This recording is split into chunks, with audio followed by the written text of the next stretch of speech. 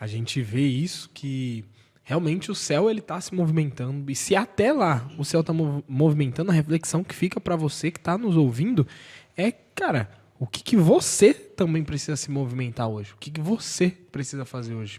E não num ponto de, somos santos, a gente não tem falhas. E não, é porque realmente essa pergunta não é só para você que tá aí, mas é pra gente também. O que eu tenho que fazer hoje para se movimentar? Para deixar Deus agir e a meu favor. E continuar agarrado nele para ele continuar julgando ao meu favor, né? Não com a ideia de penitência. E pegando isso, infelizmente, como eu posso falar, não é que teve vários julgamentos, mas a gente vê que teve vários castigos, digamos assim, por conta da humanidade, de a que nível chegamos, né? Tem um memezinho que é a que ponto chegamos como motorista, né? A que ponto o ser humano conseguiu chegar, né? A gente sabe ali com a destruição através do dilúvio, de Sodoma e Gomorra, que são dois exemplos muito fortes, né? Em questão disso. E fazendo uma breve analogia dessa situação de Deus, é como se eu já comentei isso em outros podcasts, mas eu nunca tive a oportunidade e eu não quero ter essa oportunidade de ir num tribunal, fazer alguma coisa, ser julgado, nunca tive. Tá querendo ir lá? Tô fora disso. Mas imagina um juiz que chega, vai dar a sentença, e eu falo isso porque a gente fez, como o Jonathan falou, fez uma peça recentemente, né, interpretando ali o julgamento do Dia das Mães, e eu interpretei o juiz. Mas aí é como se o juiz chegasse, assim, antes de dar a sentença, ele chega, começa a trocar ideia com você e fala assim, não, vem cá, deixa eu te explicar por que eu tomei essa decisão. E Deus fez, nessa visão de juiz, Deus fez exatamente isso com Abraão, quando teve ali com Sodoma e Gomorra. Que ele explicou, né? Ele falou, não tá nada bom lá, tá ruim demais e não dá, vamos fazer isso. E também fez isso com Noé, não foi a primeira vez. Antes mesmo de Abraão, ele já tinha feito exatamente essa posição. É um Deus que se preocupa o tempo todo de juntar os pontos e dar os pingos nos is, a gente fala, né? Deixar muito bem claro, deixar muito transparente, né? E, cara, é louco pensar isso, né? De que Deus, como o Jonas falou, ele quer, não é que ele precisa deixar transparente, ele quer deixar transparente, mas ele se preocupou em deixar muito bem claro o porquê exatamente ele estava fazendo exatamente aquilo naquele momento. Pode falar, Luiz. E nesse episódio, por exemplo, da destruição de Sodoma e Gomorra, cara, ali ficou mais do que provado que Deus realmente é amor. Por quê? Ele saiu do céu, veio com os anjos, se reuniu com Abraão. Falou assim, e aí, Abraão, beleza? Quando Abraão viu, falou assim, olha, que bom que vocês estão aqui, vamos fazer um churrasco. É o que diz a Bíblia.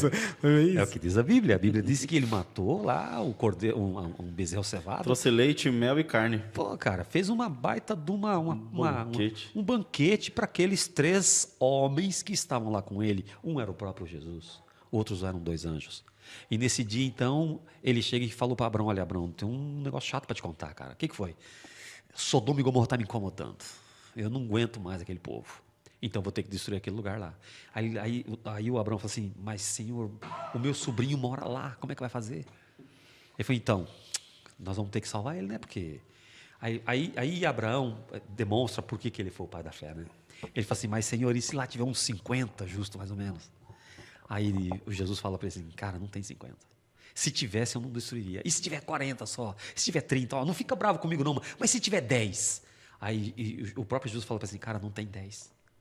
E nisso, os 2 anjos foram embora pela campina, andando. Quando eles chegaram, eles entraram na cidade, o nível de depravação de Sodoma e Gomorra era tão forte. Era tão forte. E aí, agora eu sou obrigado a fazer uma analogia, né? Quando os anjos entraram na cidade, em forma humana, eles eram bonitões. Eles eram diferentes, eram uma pessoa que não morava naquele lugar. Os homens da cidade de Sodoma e Gomorra foram atrás deles. E viram eles entrando na casa do Ló. Ló tinha 2 filhas novinhas, 2 meninas novas. E aí então eles foram lá e bateram na porta da casa do Ló e falaram assim, olha Ló, a gente quer conhecer, a Bíblia diz que quer conhecer esses homens. O que é o conhecer? É ter relações sexuais. Cara... Não, em algumas versões fala se deitar. Se deitar com esses 2. Ló ainda chega para fora e fala assim, gente, é o seguinte, olha, não mexa com esses 2 meus convidados. Eu dou as minhas filhas para vocês fazerem o que vocês quiserem com elas. Elas são novinhas, são bonitinhas, tá lá toda Os homens olharam para Ló e falaram assim, a gente não quer nem saber dessas barangas dessas suas filhas, cara. A gente quer esses 2 bonitão aí. É isso mesmo. O nível de depravação. Quer dizer, quando passou do limite da misericórdia de Deus, Deus age.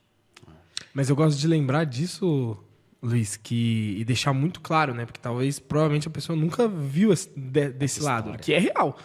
Que. Até engasguei. Que não foi. Não é que tem um teto da misericórdia por parte de Deus, mas porque o povo já estava. Ele quis ficar nessa situação. Né? Quis tanto ficar nessa posição. Chegou um que ponto, não, acho que não dava, sabe? eles estavam com o coração endurecidos demais, né? Já não tinha mais Retorno. Não tinha retorno, era um caminho já sem volta, já não ouvia mais o Espírito Santo falando ali, já tinham se fechado para isso.